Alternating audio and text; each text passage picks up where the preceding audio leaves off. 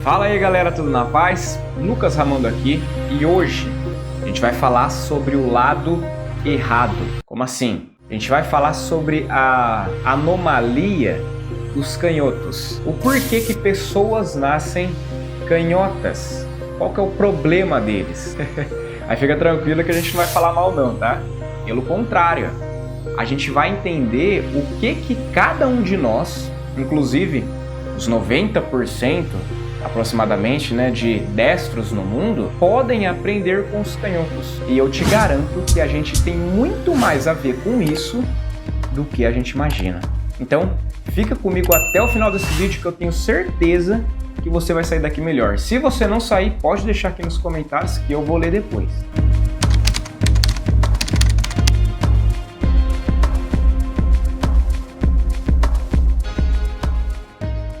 E antes de falar de qualquer livro, de qualquer literatura a respeito dos canhotos, eu vou usar o livro dos livros, vou usar a Bíblia. E olha o que ela diz a respeito do lado direito. Mas Estevão, cheio do Espírito Santo, levantou os olhos para o céu e viu a glória de Deus e Jesus de pé à direita de Deus. Então, em toda a Bíblia, a gente sempre vai ver a supremacia, a honra, sempre conferida ao lado direito. E não é à toa que cerca de 87% da humanidade é destra. Apenas 13% são canhotos. E se você acha estranho o porquê que pessoas escrevem com a mão errada, que é assim que a gente costuma dizer, imagine então na Idade Média, que qualquer coisa para eles era bruxaria, era loucura. Então se a gente acha estranho, hoje, as pessoas comerem com a mão esquerda, escreverem com a mão errada. Então, até hoje, os cientistas tentam entender o que faz as pessoas nascerem canhotas. Pessoas sempre tentam desmistificar, o porquê disso, da mesma forma como tentam explicar por que as pessoas estão nascendo autistas. Então, frases como "você é o meu braço direito" significa o quê? Você é uma pessoa de confiança minha. Só que a gente entende muito bem também o que significa "você levantou com o pé esquerdo hoje?" Tá entendendo? Então, o lado esquerdo, ele sempre foi mal visto por ser algo diferente, por ser a minoria. E sempre que algo é pequeno no meio da sociedade, ele tende a ser desclassificado. E, inclusive, na Bíblia a gente vê isso com frequência. Como, por exemplo, Davi mesmo, que eu tenha lido, que eu me lembre, ele falou pelo menos 3 vezes a respeito do lado direito. 1000 cairão ao meu lado, 10.000 cairão à minha direita, mas eu não serei atingido. Então, sempre ele eleva o lado direito como uma posição de honra e o lado esquerdo como uma posição de desvantagem. Aí a gente pensa, mas Jesus é diferente. Jesus não vai desconsiderar os canhotos, Mas a gente se engana também. Porque quando ele estava falando do arrebatamento, ele falou que naquele dia ele ia separar as ovelhas dos bodes, ou seja, os justos dos injustos. E aí ele colocaria as ovelhas à sua direita e os bodes à sua esquerda. O que significa isso? Ovelha, pureza, bode, chifrudo. Então, o ser canhoto, desde os tempos mais antigos, sempre foi algo muito difícil, porque além de viver num mundo destro, as pessoas tinham que conviver com a discriminação. Inclusive na Idade Média, foi um tempo em que se as mulheres pegavam as ervas, as coisas naturais para fazer remédios, elas eram vistas como bruxas e eram muitas vezes queimadas, eram mortas em praça pública. Então os canhotos também eram perseguidos. Então o que eles faziam? Eles tinham que aprender a escrever com a mão direita para conseguir sobreviver. Imagina a situação. Você sabe como que o comunismo se tornou à esquerda e a República Democrática se tornou à direita? Durante a Revolução Francesa, no século XVIII, a alta burguesia, constituída da República Girondinas, eles ficavam à direita da mesa presidencial, enquanto que os comunistas tinham que ficar à esquerda. Então, a partir desse evento, partidos comunistas que se voltam contra o governo começaram a ser chamados de esquerdistas. Aí, diante de um cenário tão discriminatório, que a gente vê tanto a sociedade quanto a Bíblia, que a gente poderia buscar algum refúgio, a gente vê que tanto um quanto o outro desdenha os canhotos. E isso faz os canhotos se sentirem como? Talvez as piores pessoas do mundo. O que há de errado comigo? Por que eu nasci com o meu lado predominante, né, o meu lado dominante do lado esquerdo? Porém, meu irmão, a gente não deve esquecer que quem fez os canhotos foi Deus. E ele sempre gosta de confundir as coisas. Ele sempre pega as coisas loucas deste mundo para confundir as sábias. Ele pega as fracas para confundir as fortes. E ele pega as que não são para confundir as que são. E a gente vai entender agora o porquê. Aí, a partir de agora, a gente começa a entender, nascer canhoto não significa de toda uma desvantagem. Porque em um mundo de destro, você tem que aprender o quê, caso você seja canhoto? A desempenhar melhor as suas funções e coordenações motoras com a mão direita. Porque muitas coisas são do lado direito. Então, ou você aprende ou você não vai fazer. E isso faz o quê com o nosso cérebro? Faz ele se movimentar, faz ele se fortalecer, uma parte que naturalmente não seria usado, e aí você começa a se tornar mais hábil. Porque enquanto uma pessoa é boa para fazer alguma coisa somente com uma mão, os canhotos geralmente são bons para fazer com as duas mãos. Isso daí se mostra nos esportes principalmente, como pilotar, atirar, na matemática também, na arte, e no finalzinho você vai entender o porquê da arte. A gente vai entender que ela é muito a favor dos canhotos também. E agora a gente vai entrar na Bíblia e a gente vai, através de apenas 2 textos, perceber que ela não é de toda destra, não. Que ela é em muito a favor dos canhotos. E você vai descobrir agora o porquê, e isso vai te impactar profundamente. A gente começa falando de quem? De Eude. Quem foi Eude? Eude foi um juiz, na época que os israelitas ainda não tinham rei, que libertou os israelitas das mãos dos moabitas, das mãos de Moabe. Só que tem um porém. A Bíblia fala que Eude era canhoto. Aí a gente pensa, tá, mas o que eu tenho a ver com a mão dominante do cara? Você vai entender agora o porquê. Só que você percebe que um pouco antes de a Bíblia citar o juiz Eude, a Bíblia cita que Deus levantou um destro para libertar Israel das mãos dos inimigos. Mas aí o que aconteceu? Israel permaneceu em paz por causa desse juiz destro por 40 anos. Aí, quando Deus levanta o juiz Eude, que era canhoto, ele liberta Israel das mãos dos moabitas. E aí, sabe quanto tempo que Israel ficou em paz? 80 anos. O dobro.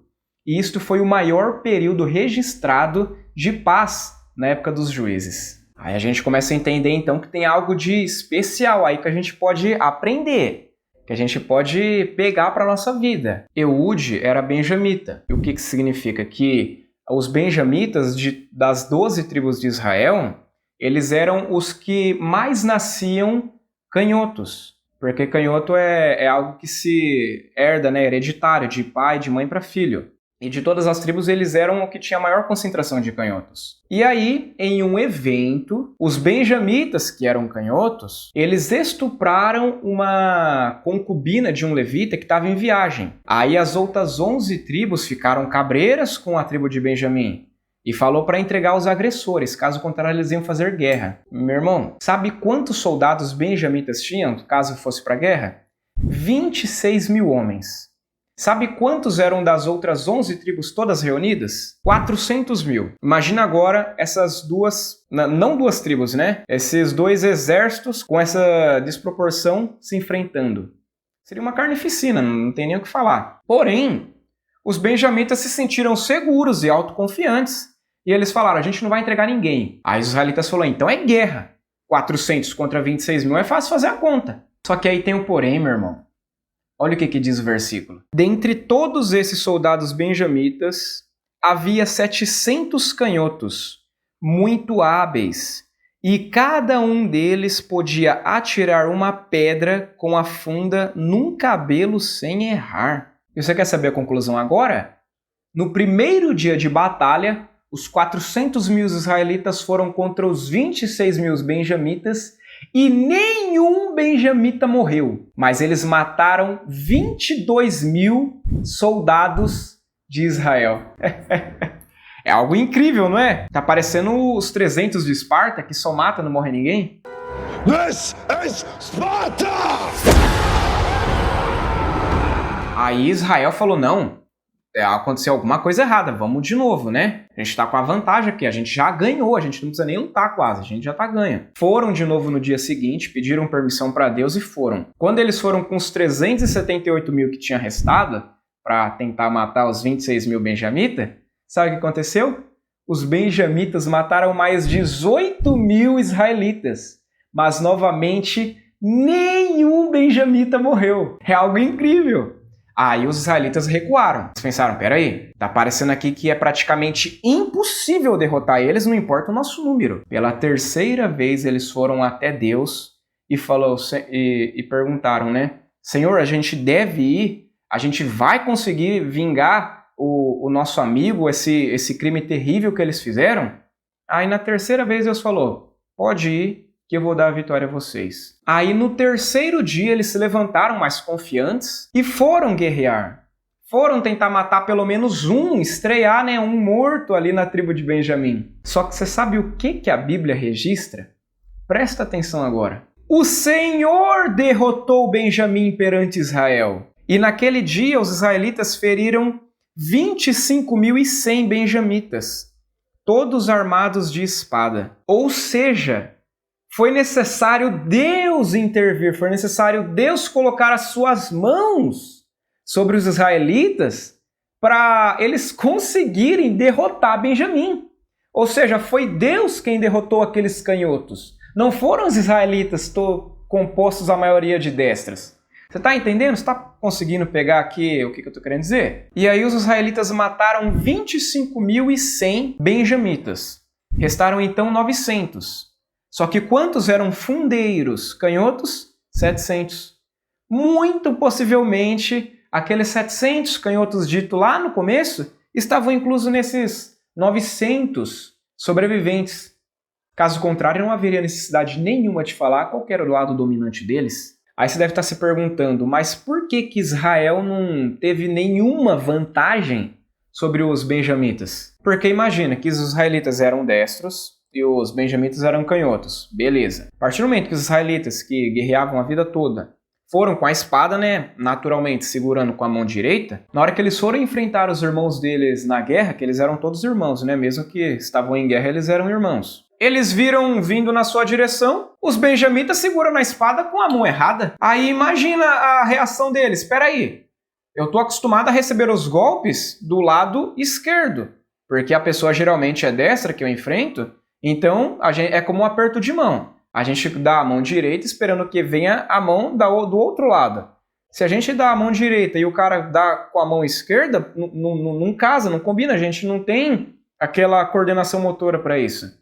Então imagina para a espada. Na hora que eles foram com a mão direita e os caras com a espada na mão esquerda, eles ficaram com a coordenação motora toda bagunçada e aí começaram a morrer aos milhares. Aí a gente começa a entender agora o porquê que alguns jogadores de futebol se destacaram bastante.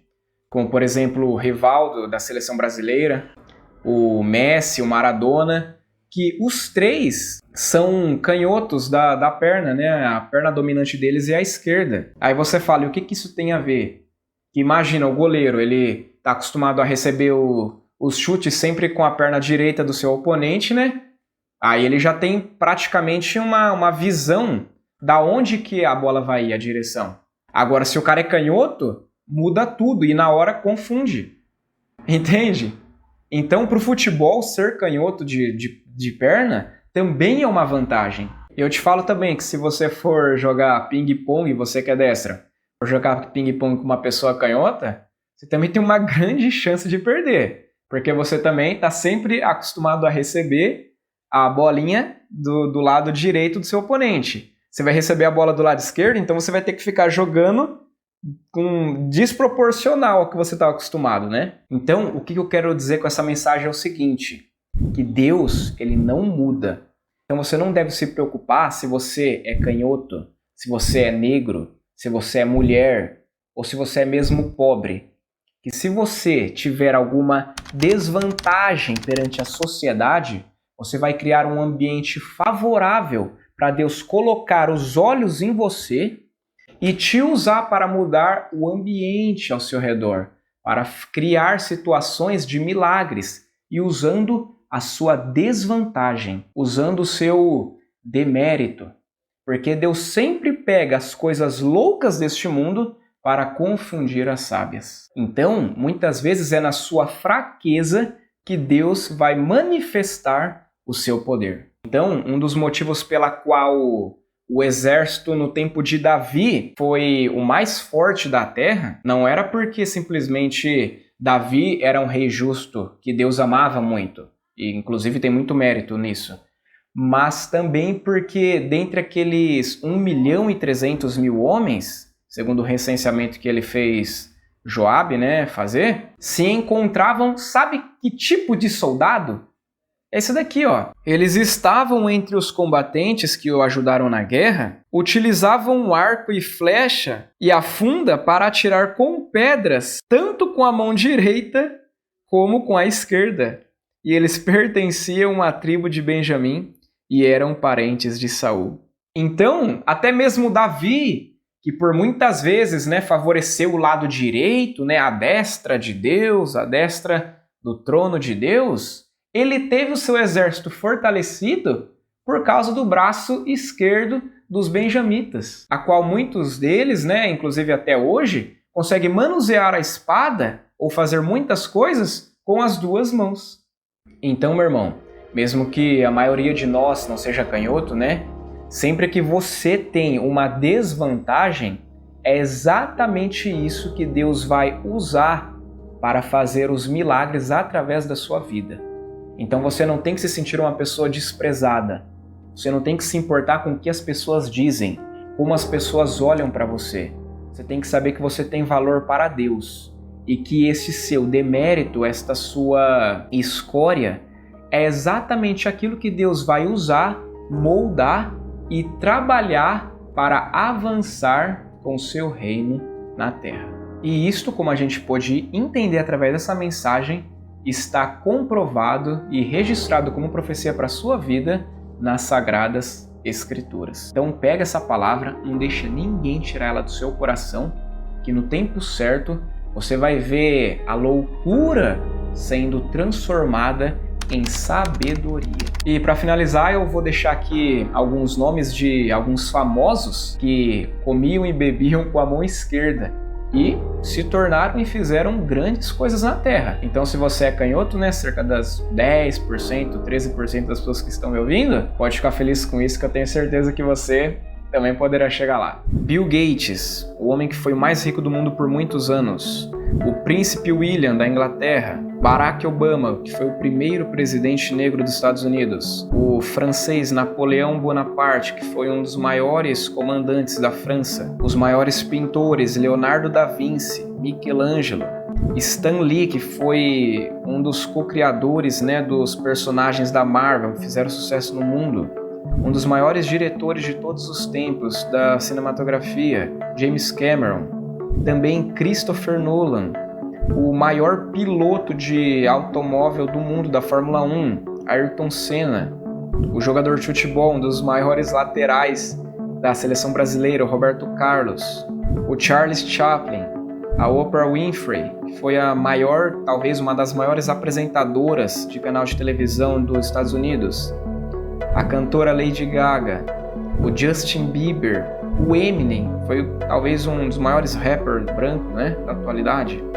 Um dos cantores mais amados do rock, o Chester Bennington, da banda Linkin Park. A atriz Angelina Jolie, Julia Roberts, Jennifer Lawrence, dos Jogos Vorazes. O Hugh Jackman, Wolverine. A Scarlett Johansson, que é a Viúva Negra. O Keanu Reeves, que fez o Matrix e John Wick, que a gente gosta tanto. O Bruce Willis, que foi um ator top pra caramba.